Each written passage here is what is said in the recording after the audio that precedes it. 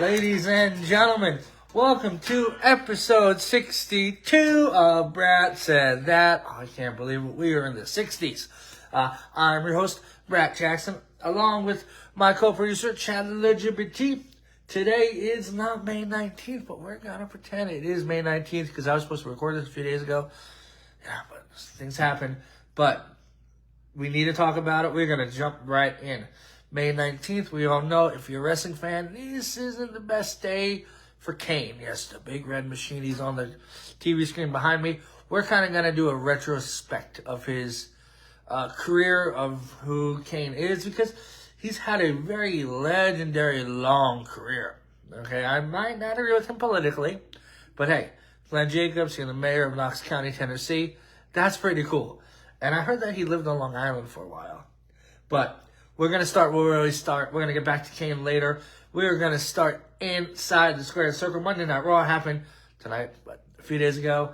And what can I say to start off but Brock Lesnar is back. Yes, the swerve. Nobody saw it coming, and I don't care what you say. You can talk about the dirt sheets, the Sean Ross Sapps, and the Dave Meltzers. Nobody reported that. Everybody was shocked. Everybody was, the Beast is back. We thought at WrestleMania that the career was over. He lost to Obafemi, and then he took off the gloves, took off his feet, and then he's like, oh, Paul Heyman. We were like, oh, is he retired? No. At Raw, Obafemi was coming out to do his entrance, and then all of a sudden, Brock came from behind him, hit him with a couple F5s, and Brock Lesnar is back. I am so excited for that. I think Brock should have had a proper retirement match, and he's going to get it. He is from Minnesota originally. I know he's in Saskatchewan. But I think SummerSlam should be the last match for Lesnar. I know Gunter still has that promise for Paul Heyman. But what a swerve. What a swerve. What a great execution. It really was, because we live in such an era where everything is posted, reported. You got your sources, the sources. Oh, did you hear? Did you hear that Brock Lesnar's going to come back? Oh my God, send it to the internet. Nothing. Not a single report, and I love it. I know people are like, Brock Lesnar in his past and what he's going through. It was awesome. It was great to see Brock Lesnar back. Let's see what's going to happen now. But I can tell you what's going to happen in just a few weeks. Clash in Italy. Lesnar and Obafemi are going to have their rematch. What an insane time for Clash in Italy. We'll talk about that right after we talk about Raw, because, it's becoming a really, really, really good card. I'm sorry. Right? It is Clash in Italy, right? Storylines, Gunter, and then, Roman Reigns. But Clash in Italy is happening in a few days, or in a couple of weeks. We got Tribal Combat. Yes, Roman's going to take on Jacob Fatu for the World Heavyweight Championship in a Tribal Combat. If you don't know what a Tribal Combat match is, it's like a, no disqualification, no holds barred. It's pretty much a stipulation just because, Roman is the head of the table. But I'm looking forward to that. Then you have Cody Rhodes versus Gunter. I think there's only two matches. I think they, on Raw, Adam Pearce was like, hey, get Paul Heyman. But hey, Paul Heyman's already in the office. And Paul Heyman's like, the Beast is back. Here's a match for Clash in Italy. So it's nothing confirmed, but that's pretty much going to be the third match. Also, LA Knight return. Yeah. Kind of went to the Usos like, what are you doing? Like, we just went through this with the Vision. Now you're kind of being very vision-y. Not cool. And Jay and Jimmy's like, dude, we got so much going on right now. We do not need you. And LA Knight's like, yeah. So, good to see LA Knight. Everybody's talking about, we haven't seen LA Knight in a few weeks. What's going on, LA Knight? It happens. People go, people come. People go, they come. Like, it happens. Finn Balor defeated JD McDonough in a street fight. We've seen that match happen 47 times. But, we need to end this feud with Finn and the Judgment Day. And really just enough of that. Saw Ruka. She challenged the Women's Intercontinental Champion, Becky Lynch, at Saturday night's main event. That is happening in just a few days. We're going to talk about that next show because I was going to film the show on the May 19th. Things happened, so now a lot's happened. So I don't want to overload this show and come on Saturday and not have a show to talk about. But Saturday night's main event looks really, really good. But it originally this match was going to be for the Women's Intercontinental Championship. But now it's just like Becky Lynch versus Sol Ruca. I don't know. Plans change. Something talking about plans change, which we're not going to talk about this show. We're going to talk about next show. Grande Americano and Los Americanos, Chad Gable and the Creed brothers, defeated... Oh, no, the other way around. Sorry. Too many Americanos. They defeated El Grande Americano and Los Americanos Hermanos. We are looking forward to that mass versus mass match in AAA, but after what recently happened, which we're going to talk about next show, I don't know what's going to happen with Ludwig Kaiser, because Kaiser's throwing hands when he's not supposed to, but, Then you got tag team champions Paige and Brie Bella. They defeated the Judgment Day. I mean, we've seen that so many times, but really, just Brock Lesnar returning was a highlight on Raw because nobody saw that coming. Nobody talked about it. And then, Braun breaking the division, beat down Seth Rollins and the Street Profits. I mean, Seth Rollins, come on. Every week you get speared by Braun Breaker. Come on. Think of an idea. Think of something to do. Because all you're doing, you're coming out there and you're like, oh, I'm Seth Rollins, I'm going to kill the Vision. But hey, the Vision is still around. Braun Breaker's smearing you every single week. Yeah, you might have defeated Austin Theory, but come on, Austin Theory is like the fourth best person in that group. And then the Street Profits are like, hey, stay out of my business. And then Angelo Dawkins like, let me talk to Seth. And Montez Ford's like, nah, I got a baby coming the way. I don't want Seth Rollins' bullshit. So just have a 6-tag match, get it over with. But Raw was good. It was really, really, really good.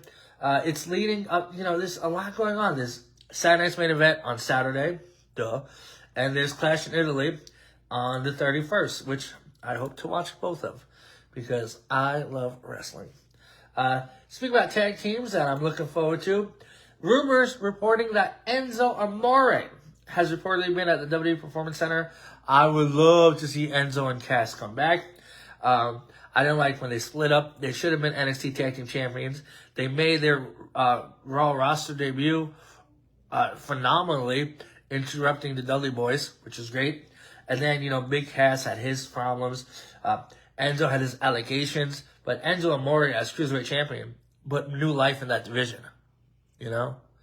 And Big Cass, he had some problems personally. It looked like he beat those problems. I think his AEW contract is coming to an end. So why not? I heard that WWE is trying to rebuild the tag team division. Well, I mean, you get rid of New Day and Motor City Machine Guns. How rebuild can you get? But I would love it. They're great. That my name is Enzo Amore, and I'm a certified G and a bona fide stud. And I saw him at Hog, and the dude's bigger in person. Like, obviously, you'd think he's like shorter because he's next to a 7-foot tall guy, and he can't teach you that. But that dude was like Enzo Amore. So I would love to see Enzo Amore and Cass. Little good news, some good news in pro wrestling. Iyo Sky, she announced her marriage to EVIL. The cute little couple are now married. I know EVIL is in NXT as what is this coming? Noriku, something different. So good to see that. Good to see love everywhere. I know they've been dating for a while now. Iyo Sky and what am I saying? Iyo Sky and EVIL. Congrats, that's cute. MJF, the AEW challenger, not the AEW World Champion. He's gonna face Darby Allin at Double or Nothing for the AEW Championship. He was on Ariel Helwani, big fan of Ariel Helwani. He's been a big fan of his for going on 16 years now. He made headlines after saying AEW had to weed out talent who view the company as a stepping stone back to WWE. Malachi Black. Now, I hear backstage reports that Malachi Black wasn't very well liked. I don't know the guy. But now that he got once again released from the WWE, the rumors might be true. But I really love when wrestlers go on like Ariel Helwani and other. That is my peak right here.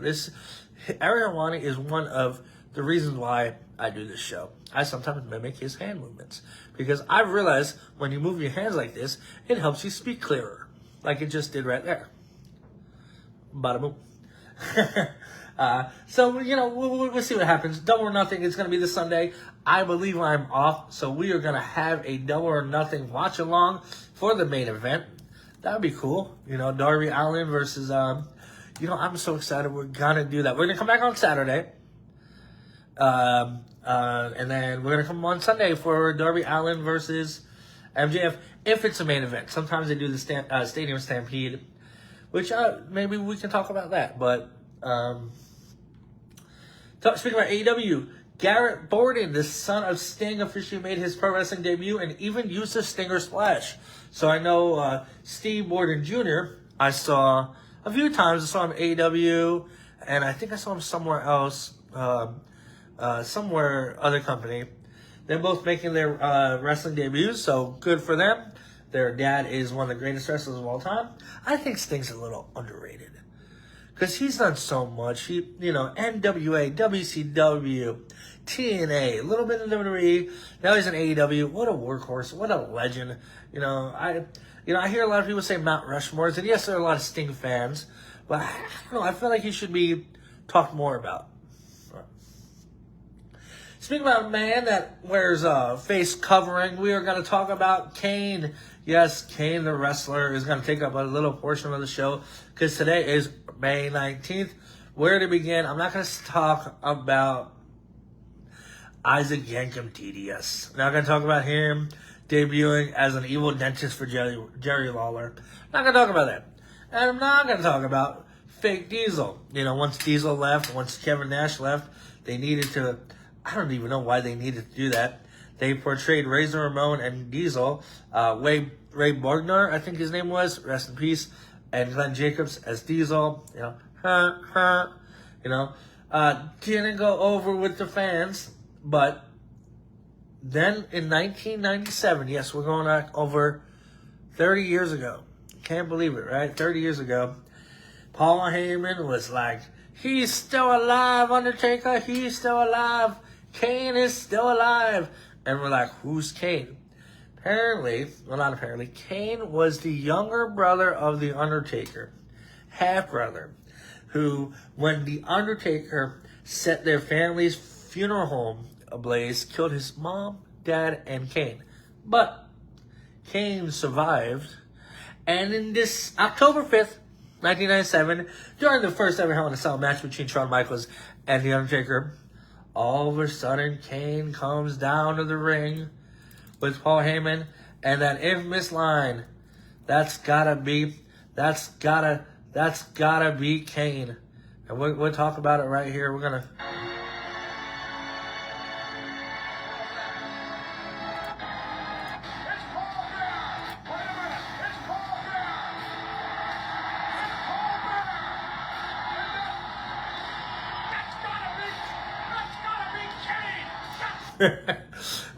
Fun fact, a lot of people think Jim Ross said that. No, that was Vince McMahon that said that.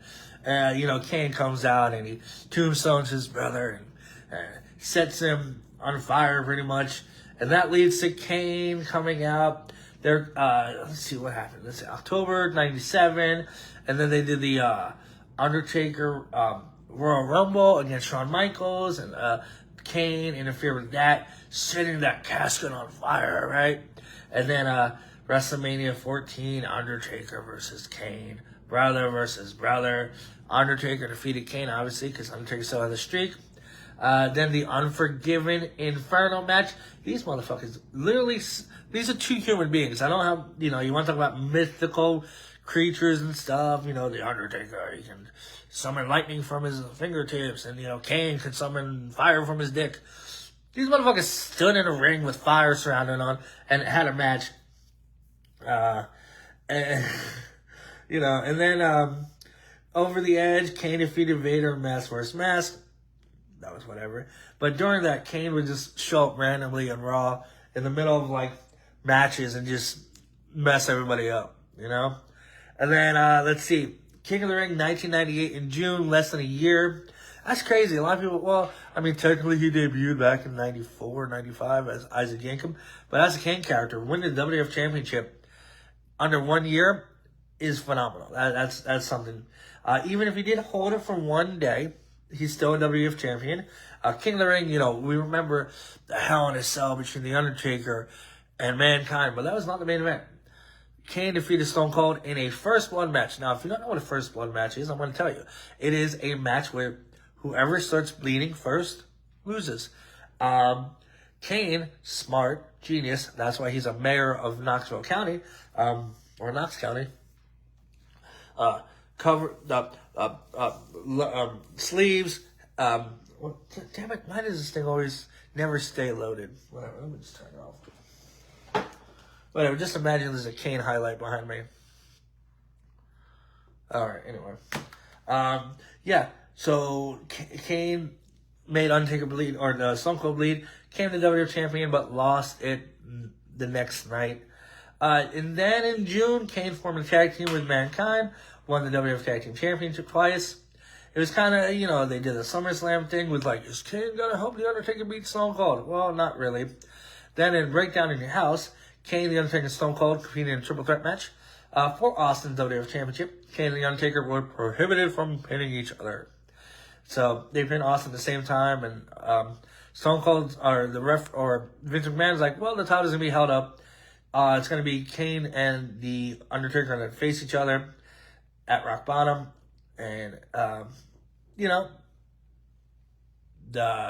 so this is what, 98? So that was, the title was held up, and then I think The Rock eventually won it. Then they had the Buried Alive match between Austin and Undertaker, attacking The Undertaker and costing the match. As a result, The Undertaker had Kane committed to an insane asylum, wrestling.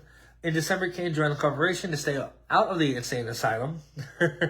I remember during the Rumble 1999, Kane was out there dominating, throwing everybody out over top rope. And then all of a sudden, a bunch of guys in like white, what are they called? What are they, like not EMTs, but orderlies. They all came out and tried to spook Kane away from like, with a straitjacket. WrestleMania 15, Kane was, took on Triple H. And we know, like, WrestleMania 15 was a weird WrestleMania. Kane was betrayed by China and thrown out of the corporation. And then this is a fun time. Kane tagged with X-Pac, with Tori, not Tori Wilson, but regular Tori, you know. First words he ever uttered was, suck it. And then WrestleMania 2000 comes, Kane teamed with Rikishi, defeat X-Pac and Road Dogg, because WrestleMania 2000 was weird. Nothing really happened. End of 2000, you know, he fought against, you know, nothing really happened. And then Royal Rumble 2001, Kane made a showing, limiting 11 wrestlers, becoming the runner-up. I think he should have won that against Stone Cold Steve Austin. And then at WrestleMania 17, he had a really great match against The Big Show and Raven for the Hardcore Championship. And then, then he gets to the Alliance, teams up with The Undertaker, faces Canyon and DDP, even won the Intercontinental Championship against Triple H. And then that match that Stevie Richards loves to talk about, that BratWURST worthy match against Chronic at Unforgiven, yeah, that sucked. And then, of course, he was in the Survivor Series match and helped Team WF lead and win the Alliance. And then, you know, what am I talking about? Kane, right? Yeah. Then later they had the brand split. Raw and SmackDown. Kane was drafted to Raw. Teamed up with the Hurricane, won the WWE Tag Team Championship. Not much. Then won the Intercontinental Championship again. And then, like, he loses it to Triple H because for some reason they merged the World Heavyweight Championship and Intercontinental Championship. That was stupid. Oh God, here we go. I wasn't ready for this, but also in October, Kane began feuding with Triple H, leading to a match at No Mercy, in which both Kane's Intercontinental Championship and World Heavyweight Championship were at stake. Triple H claimed that several years earlier. Brace yourself. Kane had a unrequited relationship with a woman named Katie Vick. He claimed that Vick was killed in a car clash. Kane had sex with her. Triple H later threatened to show video footage of Kane committing the act in question. The footage that finally aired showed Triple H dressed as Kane simulating mock sex with a mannequin in a casket. That is real life. Kane's tag team partner, the Hurricane, responded the following week by showing a video of Triple H getting an enema. Wrestling. And then, so the Katie Vick storyline, and like I just said, Triple H is like, oh, you had sex with a dead woman? Here's a video, and it was just the worst shit ever. It won every bad award, worst storyline ever, worst idea ever. Really bad. But he recovered in Survivor Series. He was in the first ever Elimination Chamber match, which was one with Shawn Michaels. Then he teamed with RVD, was on the opening match at WrestleMania 19. Won that, or no, he lost that, right? Oh, he won it. I'm sorry. Or I don't fucking know. Then Triple H, they still did that. And then Kane became really, really evil. Really evil. And then, let's see. I'm trying to offer a spot to Evolution. Heavyweight Championship. Eric Bischoff. Kane. Madison Square Garden. Triple H won the match following interference. And on the June 23rd episode of Raw, Kane removed his mask for the very first time. I remember that. I was at best friend Jason's house. We watched that together. Was in June, so it wasn't during school. And that made Kane evil. Like, he took off his mask and half of his face was black, and then they had a little bit of hair here. It looked weird. Weird as shit. Okay? And then he became evil. He attacked Linda McMahon and Shane McMahon. They had a last man standing match. He lit JR on fire. He electrocuted Shane McMahon in the testicles. Jeez. And then at Survivor Series of 2004, Vince McMahon and The Undertaker had a buried alive match, and Kane took it upon himself to beat up The Undertaker, which ended the American Badass gimmick. And the weeks Kane was like, Undertaker's dead, The Undertaker's dead. And the Royal Rumble came around, and then all of a sudden, The Undertaker's theme song was going on. Kane was in the Rumble, and then The Undertaker's theme song, and Kane's like, you're dead. And then the book team eliminated him. And then for some reason, Spike Dudley was like, hey, I'm coming down the ring. Kane fucked him up. And then at WrestleMania 20, they had the WrestleMania rematch, which saw The Undertaker winning again. And then after Undertaker, WrestleMania 20, Kane fell in love with Lita. Oh, my Lord. And then Matt Hardy, and then Matt was death to his part, and then SummerSlam, and then Lita, and you got to marry Kane, and then Trish Stratus were the hottest thing I ever seen in the world. But then they had a baby, and it had a miscarriage, and then Snitsky kicked it in the crowd, and who's booking this shit? Oh, my Lord. And then Kane was sidelined months after Snitsky crushed his larynx with a chair, giving Kane months off to film the movie See No Evil. Now, we're going to take a little pause. See No Evil. See No Evil is a movie about a serial killer named Jacob Goodnight. I don't even know what it's about. There's no summary on this. It was just a movie WWE produced with Kane. Kane would make a really good horror movie, or horror character, and he did. But 3.3 out of 10 on Rotten Tomatoes. Ugh, not good. Anyway, Kane came back, New Year's Revolution 2005. Kane and Lita reconciled, and we're like, hey, we're good. Okay. Faced Trish Stratus, and then Viscera, and then that's it. Then he teamed with the Big Show for 2005-2006. Lost to the Spirit Squad, beat Chris Masters and Carlito at WrestleMania. They had the World Heavyweight Championship. Kane and the Big Show did. And let's see. Oh, and then here's why we're doing the Kane retrospect. In subsequent weeks, Kane began attacking anybody who mentioned the date May 19th. During the match between Kane and the Big Show, Kane's voice began echoing throughout the arena. May 19th. It's happening again. They're all going to know, leaving Kane visibly shaken. This was to promote the new See No Evil. After the Voices and Masks video began playing, Kane lost his shit and was confronted by an imposter Kane. Yes, a former Kane, a Kane from the past that was a.k.a. Festus Luke Gallows, in a really bad way. They had a Kane versus Imposter Kane match at Vengeance, and Kane, the real Kane, won. And then Kane was absent because he had to promote See No Evil. He returned at SummerSlam attacking Umaga. Then the Brothers of Destruction reunited. They had their good feuds against MVP and Mr. Kennedy. Then 2007, there wasn't really too much happening. Royal Rumble, Kane eliminated King Booker, and No Way Out, Kane defeated King Booker, and then WrestleMania 23, he faced Khali in a shit match. You know, they wouldn't want to do that match because Khali was a giant, and they were in Detroit, Michigan. They were in the same, or they were in Ford Field, and they wanted to be like, oh, look at Kane body slamming a giant, just like Hulk Hogan did. And then Kane was battling for the World Heavyweight Championship against Edge and La Familia. Then Kane appeared at ECW. He won the ECW Championship in 20 seconds, in 11 seconds at WrestleMania 24 after winning the Battle Royal. Went on to hold the ECW Championship, then lose to the Big Show. Went to Raw, and then was World Heavyweight Champion 2010 with speed around this because 2010 was bullshit. And then it's like, who attacked Kane? Or who attacked The Undertaker? And then it was found out that it was Kane who attacked The Undertaker. And then he feuded with Edge, feuded with Nexus, competed in the Royal Rumble.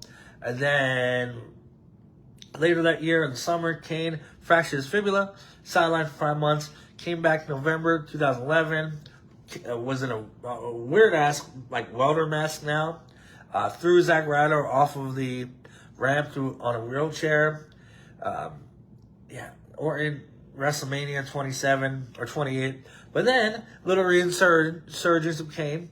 Team Hell No, when he teamed with Daniel Bryan, they had their yes, no, their you know, what is that called when it's like, they were friends but not friends, and they were like, you know, hug it out, hug it out, hug it out. They held the World Tag Team title for a while before losing to the Shield, and then they, faced off against the Wyatt family, and that was a Ring of Fire match against Bray Wyatt at SummerSlam 2014.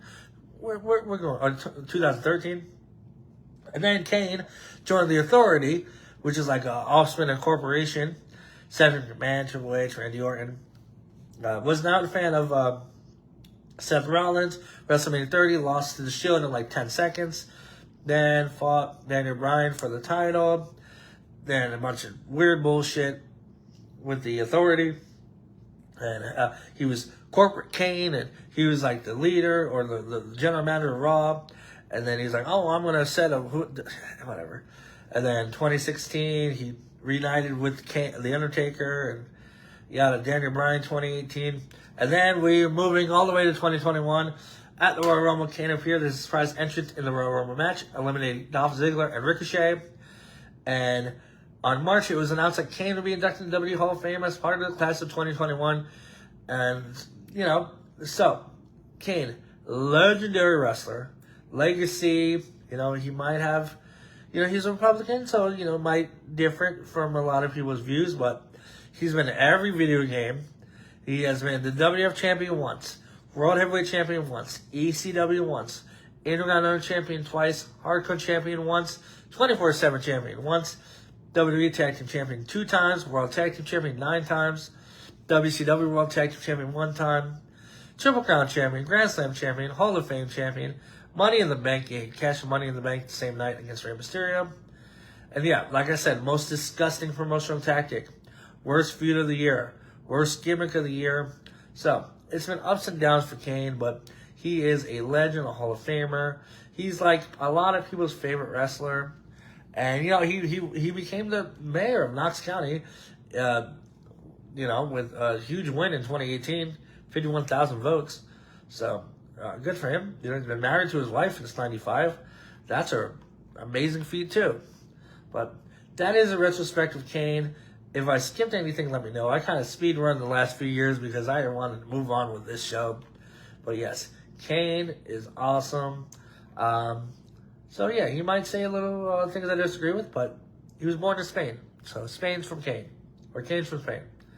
So let's move on to mixed martial arts. Let's move on to another retired person, Colby Covington, called it a career. He said, I'm not fighting in the White House, and I haven't fought a lot, so I'm retiring because my skin is ruined. Now, Colby Covington called it a career. Cool, whatever. Okay. Former interim welterweight champion. Alright, the Professional Fighters League, which you don't talk about, PFL, is set for a massive weekend as former UFC lightweight champion Benson Smooth Henderson officially comes out of retirement. The 42-year-old will headline BFL Brussels, stepping in the cage for the first time since hanging up the gloves in 2023. Not a very long retirement. He will be facing a monumental, that is a huge word, that's a monumental word, challenge, as he will fight the undefeated Belgian prospect Patrick Haberia in the welterweight main event. So, let's see. Let's go Benson Smooth Henderson. Okay, we're not going to do a whole retrospective about Benson Henderson, but we'll talk about his MMA record. We all remember he came from WEC, become the WEC lightweight champion, defeated Donald Cerrone, Jamie Varner, and Donald Cerrone. This was peak WEC. I love that shit. Then he lost it to Anthony Pettis. You all know the fight of the night, the Superman kick from the cage. Made his UFC debut, went 1, 2, 3 wins in a row. Defeated Frankie Edgar in Japan to become champion. Defeated Frankie Edgar in Colorado by split decision. Defeated Nate Diaz at UFC on Fox. Defeated Gilbert Melendez, UFC on Fox. Lost to Anthony Pettis, UFC 164 in 2013. Lost the UFC Lightweight Championship. Went on a 2-fight win streak. Lost to Dos Anjos, to Cerrone. Another 2-fight win streak. Went up to welterweight. Then left the UFC. Went to Bellator. Lost against Andrei Khrushchev for the Bellator Welterweight Championship. Returned to lightweight. Defeated Patricio Pitbull. Then fought Michael Chandler in a split decision match. That's like a really good fight. Chandler versus Benson Henderson, 5 rounds. I might have to check that out. Lost to Patricio Pitbull in 2017. Went 1, 2, 3, 4 fights in a row before losing to Chandler again. Back-to-back losses. Then won 2 in a row and lost in 2023 Bellator Lightweight World Grand Prix for the Bellator Lightweight World Championship against Usman Nurmagomedov, and now he comes back in May 23rd, so we would check that out.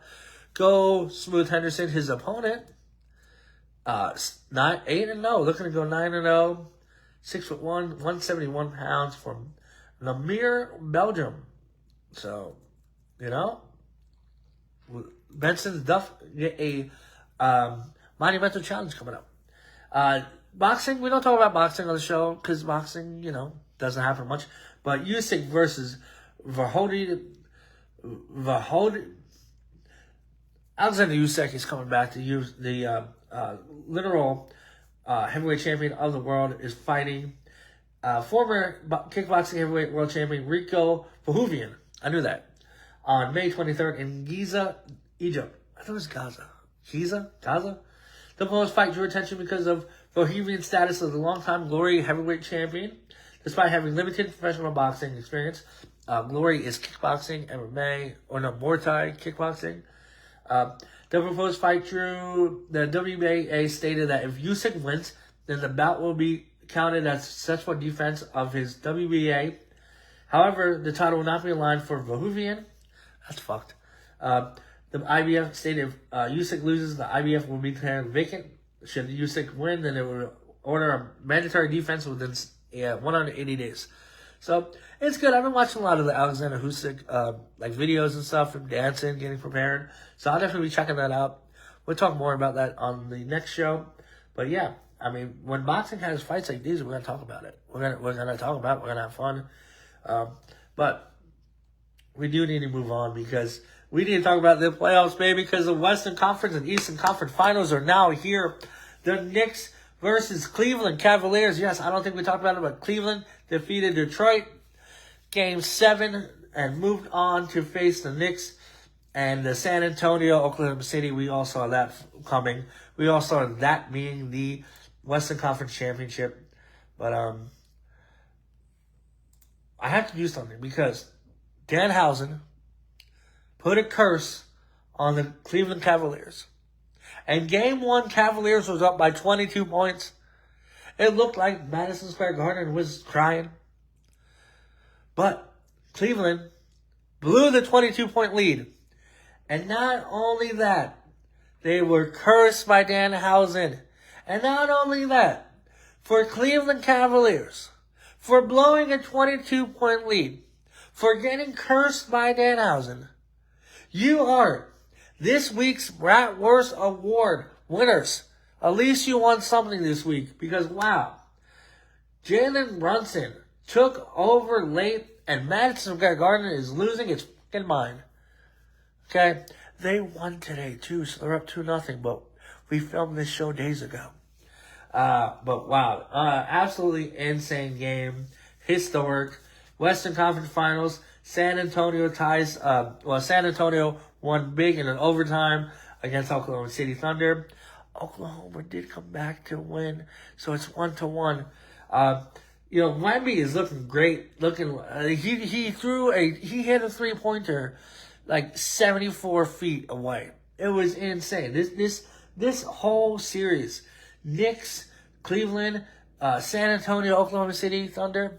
This finals, whoever gets to the finals, it's gonna be phenomenal. It's gonna be amazing. But yeah, so technically now New York is up 2-0 and San Antonio tying Oklahoma City 1-1. I do gotta talk about this because it is close and dear to my heart. If you know me, I love the Dallas Mavericks. Jason Kidd is now out as Mavericks head coach. We will look at the Mavericks career for Jason Kidd, one of my favorites of all time. Now, what team was he really good on? What team did he play for a lot on? I don't remember what team he was on. What team? I know he was on the Mavericks, obviously, because we drafted him. The Suns. But what was the team that they led to the finals a few times? I don't remember. But but as a Mavericks head coach, we'll look at it because he was a head coach for the other teams. But Dallas Mavericks lost the conference finals 2021, 2022, 2022, 2023, missed the playoffs. But then 2023, 2024, we lost the NBA finals against the Celtics and missed the playoffs the last 2 years in a row. So they decided, hey, it's time to go. He'll bounce back wherever he ends up because he's a legend Hall of Famer, and he won a ring with us in 2011. So, Jason Kidd, thank you for everything, and I'm serious about that. But wow, what a conference championship it is, and not only that, we still got hockey. Colorado versus VKG. Vegas Golden Knights won last night, 5-2, I think. So they're taking 1-0 lead. And then, I don't know if we talked about this, but Buffalo, we didn't talk about this. The Buffalo Sabres have been eliminated from the playoffs. In the arms of an angel. I thought it was bullshit because I watched the whole game. And I really think that they scored late 3-2.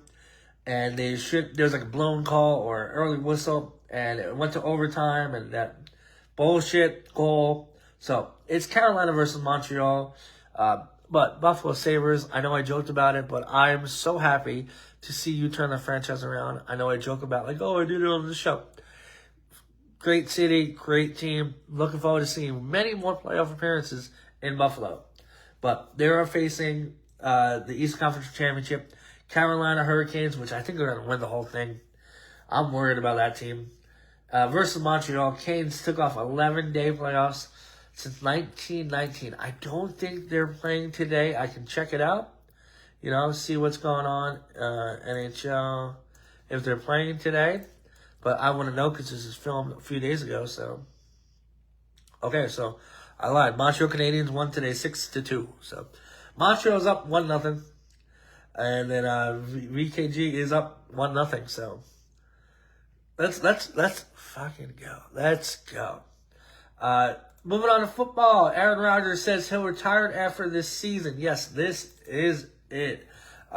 A-Rod has called it a career finally after what feels like 45 fucking years. the man who won 1 Super Bowl in his 25-year career, is calling it a career. So, 4-time MVP. I read somewhere today that he's beat every single team except for the Packers, obviously. And so they said this year the only way Aaron Rodgers is going to beat the Packers if it's in the Super Bowl. Anyway, yeah, good for Aaron. Go take some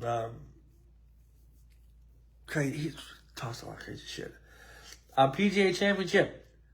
Aaron Rai outlasted some of golf's best stars to win the PGA Championship. Our boy Matsuma did not do good, but Aaron Rai won today. 31-year-old from Wolverhampton, England. What some great names. Wolverhampton. Where are you from? I'm from Wolverhampton, England. So good for him, man.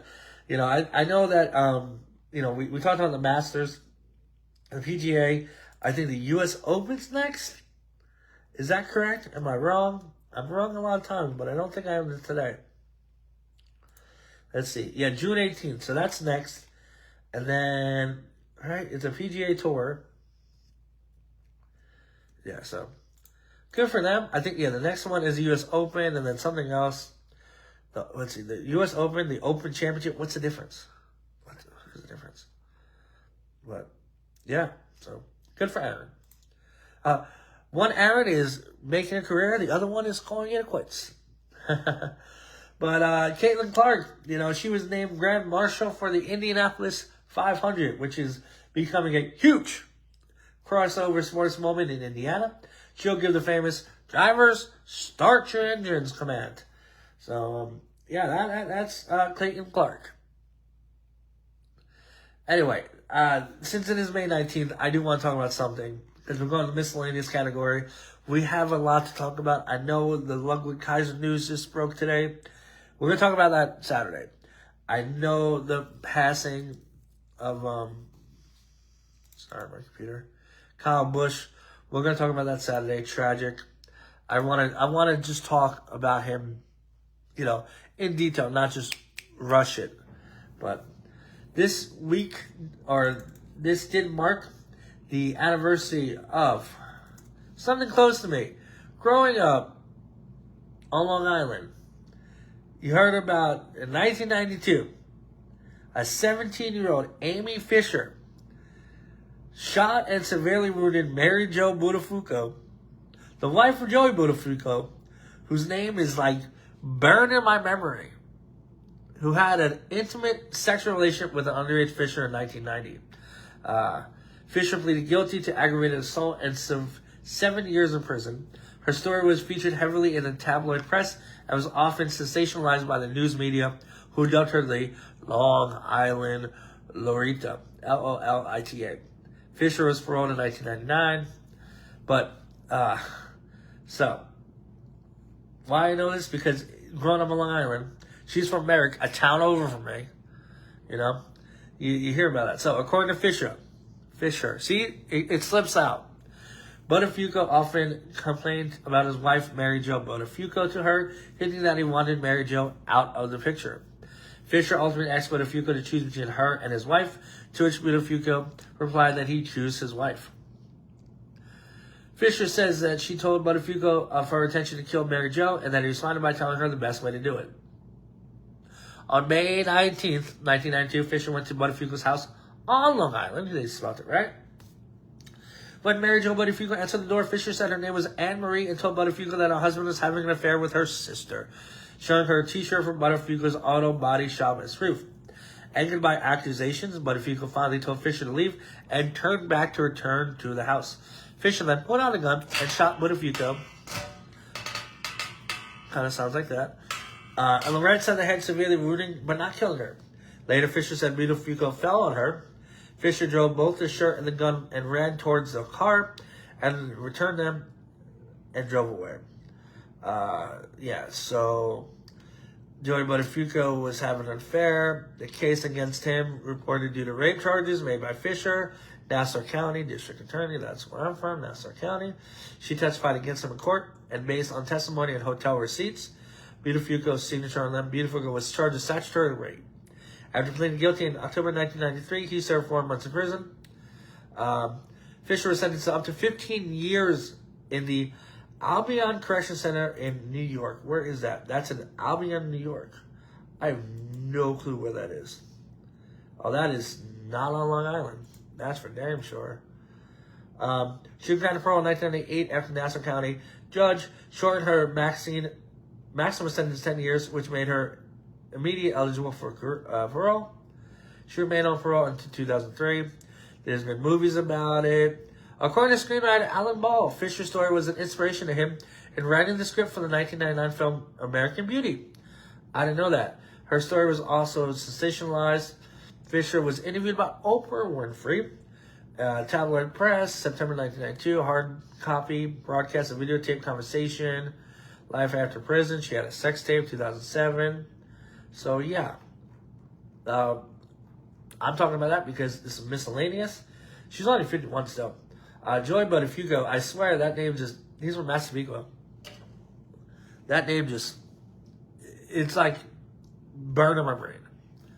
So, and then I think, Mary and Joey Buddafuco did survive, 71, so, don't shoot people in the face. That's all I can say. But, before I leave, I need to make an announcement. Every night we end the show. We're going to end the show very soon. I plug my Twitter, Instagram, YouTube, Spotify, and I say bodyslam.net, where you can find all your wrestling news. I was a somewhat contributor writer to bodyslam.net. I was in the group chat. I wrote articles, not as many as I wanted to because this show takes up a lot. Personal life, work life, so it's hard to sit and type up, articles. Something happened and people left Body Slam, and I'm like, what is going on? And I try to reach out to the head writer, and I'm like, what's going on? No response. Very frustrating. And then more people left, and then I'm like, listen, if something happened to the point where I'm like, this is going to affect my brand, the Brat Said That brand, then I'm out too. So even though I wasn't really a key member of that publication, I left bodyslam.net. I'm focusing solely on Brat Said That. I know a lot of them are posting a other writing group or publication. I don't remember what it's called. Let me get it's like Fast Count or something. I don't remember. Let me see what it was called real quick. False Finish. So yeah, it's just frustrating because I try to talk to the head writer who he got me credentials to AEW, so I'm forever thankful for that, even though it didn't go exactly the way I wanted it to, and Tony Schiavone. But still, I had to be like, listen, enough is enough because more people are leaving, and then somebody said something stupid to the point where it just changed the way I looked at things. So I'm no longer part of bodyslam.net. I do wish everybody, I got no ill will. I just was there and left the party. Okay? So, anyway, nothing else happening right now. Yes, Ludwig Kaiser got arrested. We're going to talk more about that on Saturday. Yes, Kyle Busch passed away. We're going to talk way more about that on Saturday, too. And Saturday is going to be Owen Hart Day. Yes, May 23rd, the day he passed away in 1999. We're going to talk all about Owen Hart because he is my favorite wrestler of all time. So, I don't know any breaking news. I can check real quick, see if anything happened, like anything major happened. Of course, passing of Kyle Busch will always be remembered. But, yeah, Knicks won big today. They up 2-0. Canadians won 6-2. But we're going to be back on Saturday, Saturday Night Live. We're going to be back on Sunday for a watch-along for MJF and Darby Allin. Because I like to watch along. They don't do numbers, but, consistency is key. So, let's do the, recap. Because, by the way, if you ever want to know who this is CBL, 676,000 views. So, auto-generated by YouTube. Anyway, Raw happened on Monday. Brock Lesnar is back. Tribal Combat at Clash in Italy. Saturday night's main event. We're going to talk about that. Actually, you know what? Let's pause that because I do got to talk about Saturday night's main event. Because we're probably going to be on after Saturday night's main event. Just to, like, give you the card and give you the, like, what's going to happen. Who's in the match. So, Penta versus Ethan Page. I think it's time to put the title on Ethan Page. Even though I said Penta should retain. The Vision, Logan Paul and Austin Theory are going to defend the World Tag Team Championship against Angelo Dawkins and Montreal Ford. I think Seth Rollins is going to cost the Street Profits the title by accident. Rhea Ripley, Charlotte Flair, and Alexa Bliss versus Jade Cargill, Misha, and B-Fab. I think you give it a Jade Cargill, Misha, and B-Fab. Get that win back for Jade. Becky Lynch, Soroka, and not a 9-title match. So Soroka is definitely going over. And Paige and Brie Bella versus the Irresistible Forces, Lash Legends, and Nia Jax. So this all goes on May 23rd. I think Brie and Paige should retain. But Brock Lesnar is back. What's going to happen with Brock and Oba? What's going to happen with Ludwig Kaiser? We're going to talk more about that Saturday. WWE plans to rebuild the tag team division. Enzo and Cass. Can't teach that. Iyo Sky and EVIL. Congrats. That's so cute. MJF made headlines. AEW needs to weed out. Talent. Garrett Morgan under Sting. Made his debut. Kane. Retrospect. The Big Red Machine. Colby Covington's retired. Benson Hendricks coming back this weekend. Usyk versus Veroeven. We'll talk about that. NBA playoffs, NHL playoffs are heating up. Rodgers says he'll retire after this season. Whatever. Good for you. And, BodySlam.net. Good luck in the future endeavors. But I'm going to get off because we've done a good 50 minutes. And, we'll talk more about things on Saturday after Saturday's main event. We'll talk about the results. And, so, love yourself. Love each other. And love sports. Alright, guys. I'll see you Saturday. Saturday edition, because there's no UFC, so we can't talk about the fights. Alright, guys. Good night.